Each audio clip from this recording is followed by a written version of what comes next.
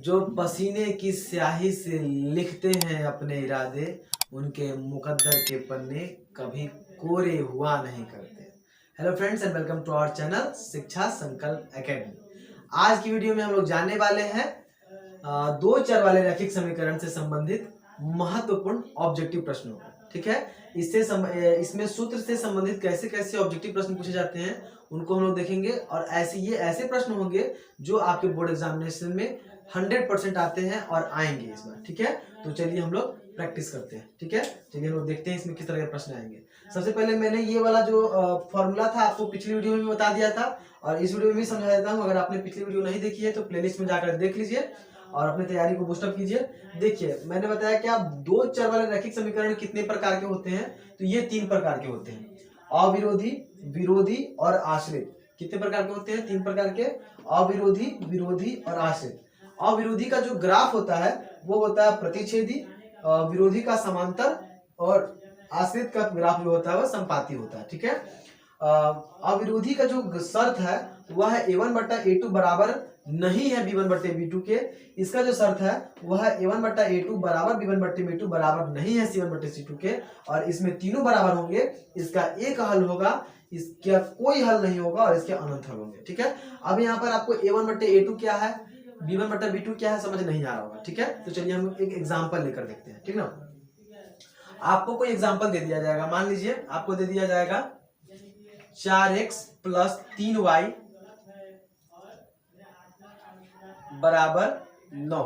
ठीक है, 4x plus 3y बराबर 9, और यहां आपको दे दिया जाए x प्लस 9y बराबर 10। कुछ भी एग्जांपल दिया जा सकता है आपको। ठीक ना, मान लीजिए अगर ऐसा एग्जांपल आपसे दे दिया जाए और आपसे पूछ लिया जाए कि बताइए दिए गए उदाहरण का ग्राफ कैसा होगा, बताइए दिए गए उदाहरण के कितने हल होंगे, बताइए दिया गया उदाहरण कौन सा युग्म का है। ठीक ना, अविरोधी है या विरोधी है या आश्रित है। ठीक है, तो इसके लिए सबसे पहले आपको क्या चाहिए जानना होगा, आपको a1 b1 c1 और a2 b2 c2 क्या होता है इसके बारे में जानना होगा। ठीक है, जैसा कि हम यहाँ पर देख पा रहे हैं, यहाँ पर दो कितने समीकरण है, 2 है, और कौन से है तो 2 चर वाले रैखिक समीकरण है, 1 नंबर और 2 नंबर, 2 समीकरण दिए गए हैं। पहले हम लोग इसमें देख लेंगे। ठीक है, इसके लिए देख लेंगे, क्योंकि पहला है इसलिए हम लोग बोलेंगे a1 b1 और c1। आप देख सकते हैं यहाँ पर a b और c के रूप में दिखाई दे रहा है। चर को छोड़ दें हम लोग तो जो रूप है इसका वह a1 b1 c1 ही कहलाएगा। a1 के जगह पर कौन आ जाएगा, आपका 4 आ जाएगा, b1 के जगह पर कौन आ जाएगा 3, और c1 के जगह पर 9। ठीक है, a1 के जगह पर 4, b1 के जगह पर 3 और c1 के जगह पर कितना आ गया, 9 आ गया। ठीक उसी तरह हम लोग अगर इस समीकरण में देखें तो हमारे अब चूंकि a1 तो हो चुका है तो ये भी a ही है, तो इसको हम नाम रख देंगे a2, इसको नाम देंगे b2 और इसको नाम देंगे c2। ठीक है, a1 में आपका 4 आ गया, b1 में 3 आ गया, c1 में 9 आ गया। ठीक उसी तरह देखिए कि a2 में क्या है, सर आप बोलेंगे कुछ नहीं है। अरे जहां कुछ नहीं है वहां पर एक हमेशा रहता है। ठीक है, जहां कुछ नहीं वहां पे कौन रहता है, एक को नहीं लिखा जाता है। तो a1 हमारा a2 कितना हो गया, 1 हो गया, b2 हमारा 9 हो गया, और c2 हमारा 10 हो गया। अब बारी आई क्या, तो अब आई बारी हमारी शर्त रख के देखने की कि कौन से शर्त में यह मेल खा रहा है। ठीक है, तो जब हम पहले देखेंगे a1 बट्टा a2 को, a1 कितना है हमारा 4 बट्टा, और a2 कितना है 1। b1 बट्टा b2 देख लेंगे, b1 बट्टा b2 की जगह पर हमको मेरा आएगा 3 बट्टा 9, काट देने पर आ जाएगा 1 बट्टा 3।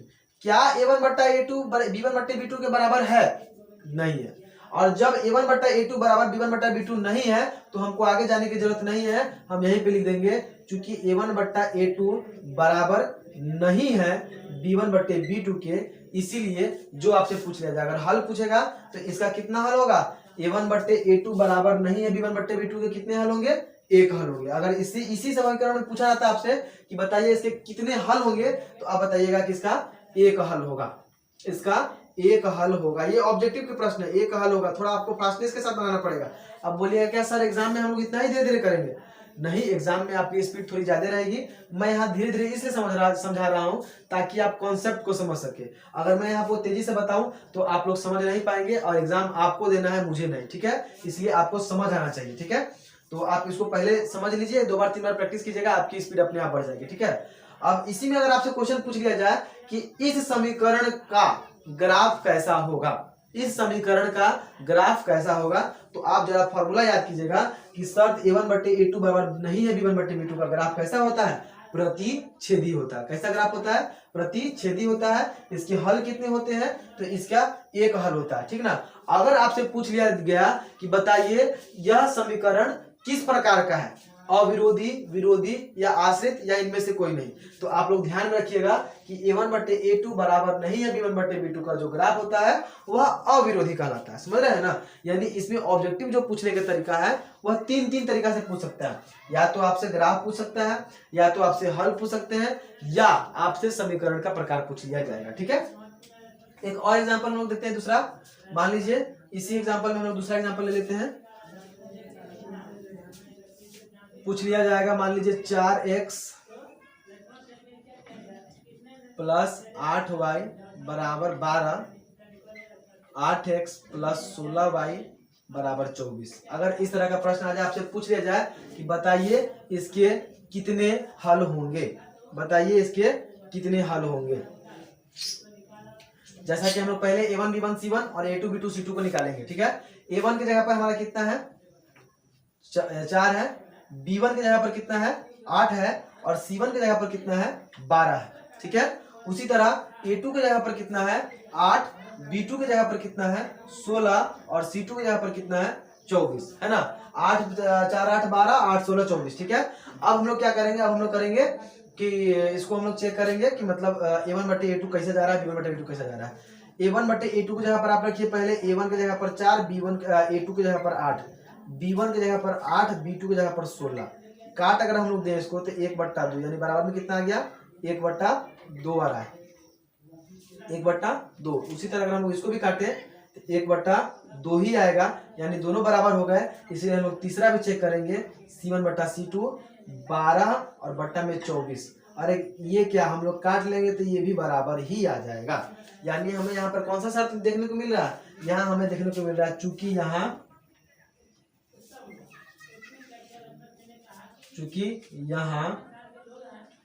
a1/a2 बराबर b1/b2 बराबर c1/c2 है, तीनों बराबर है। अगर आपसे इसमें पूछा जाए कि हल कितने होंगे, तो पहले आप साथ देखेंगे कि a1/a2 बराबर b1/b2 बराबर c1/c2 कहाँ है।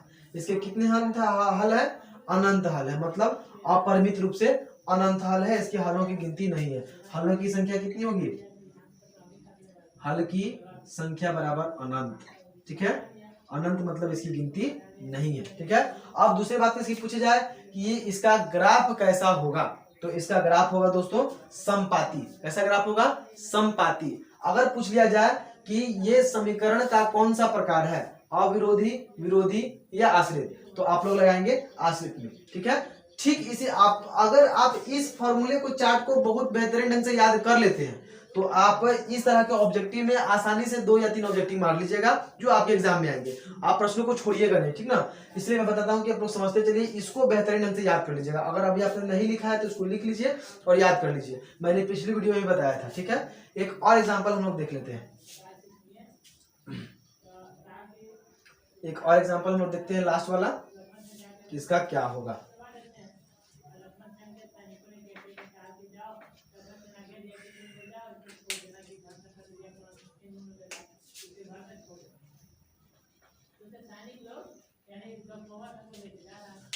एग्जाम्पल हम लेते हैं 3x प्लस 4y बराबर 9, यहाँ पर लिख देते हैं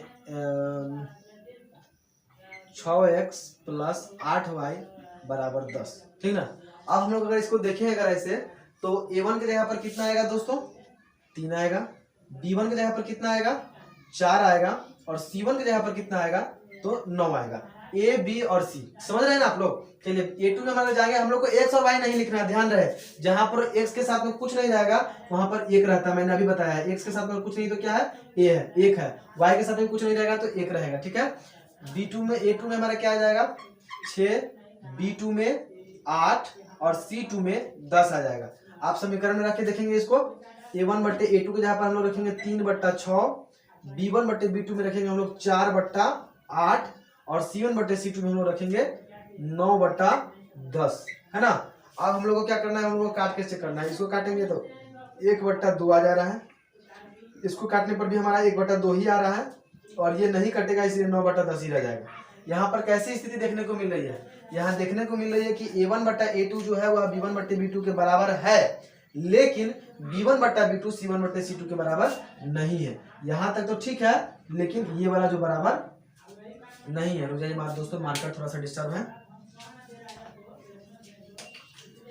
C1/C2 के बराबर नहीं है, ठीक ना। और अगर नहीं है तो अगर हमसे हलों की संख्या पूछी जाए कि बताइए इसमें कितने हल होंगे, तो हम सूत्र को देखेंगे, थोड़ा ध्यान देंगे कि भैया A1/A2 बराबर B1/B2 बराबर नहीं है C1/C2 के, कहां पर है, ये वाला है, ये वाला है, या फिर ये वाला है। तो आप लोग का जवाब आएगा सर ये वाला है, ठीक ना। तो ये वाला है, तो आप देख लीजिए, बताइए कि इसके कितने हल होंगे। तो सर इसका एक भी हल नहीं होगा, इसका एक भी हल नहीं है, यानी इसका कोई भी हल नहीं है, इसका कोई हल नहीं है, ठीक ना।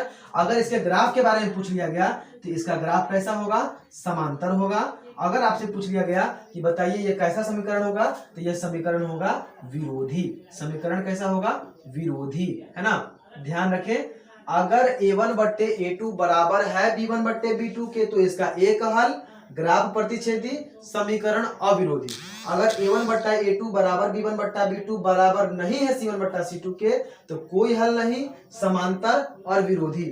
अगर A1/A2 बराबर B1/B2 बराबर C1/C2 है तो उसके हल अनंत, संपाती और आश्रित, ठीक ना। आपसे ऐसे भी पूछ लिया जा सकता है ऑब्जेक्टिव में कि बताइए अविरोधी समीकरण के कितने हल होते हैं। अविरोधी समीकरण के कितने हल होते हैं जी, एक होते हैं। आपसे पूछ लिया जाएगा आश्रित समीकरण का ग्राफ कैसा होता है, आश्रित समीकरण का ग्राफ कैसा होता है, संपाती होता है। आपसे पूछ लिया जाएगा विरोधी समीकरण की शर्त क्या है, तो विरोधी समीकरण की शर्त है A1/A2 B1/B2 बराबर नहीं है C1/C2। मतलब मिला जुलाकर आपके इसी में से प्रश्न आएंगे घुमा फिरा कर, या फिर इस तरह से दे दिया जाएगा। तो उम्मीद करता हूं कि इस वीडियो में आप दो चर वाले रैखिक समीकरण से संबंधित VVI ऑब्जेक्टिव जो हर साल आते हैं आपको समझ आया है, और अब आप इस तरह के प्रश्नों को नहीं छोड़ेंगे, यानी बना लेंगे। तो अगर आपको वीडियो अच्छा लगा तो लाइक कीजिए और अपने दोस्तों को शेयर कीजिए। चैनल में पहली बार है तो सब्सक्राइब कीजिए, बेल आइकन को दबाइए ताकि आपको हर अपडेट टाइम पे मिलते रहे, सबसे पहले मिले। और इसी के साथ मैं वीडियो को यहीं पे एंड करता हूं। तब तक के लिए जय हिंद, जय भारत।